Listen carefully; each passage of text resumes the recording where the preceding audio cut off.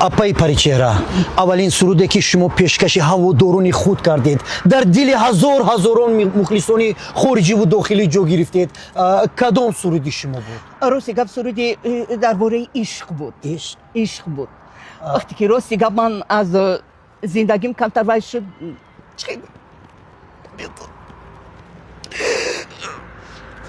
یک لحظه خاموشی از یاردمچی اپای از یاردمچی خواهش میکنیم که یک دم اشک رو پاک کند. اپراتور یک لحظه آرام شوید اپا جان، ما همه شغل خوب میشود. ما از همه شما تماشابینان حضور میخواهیم.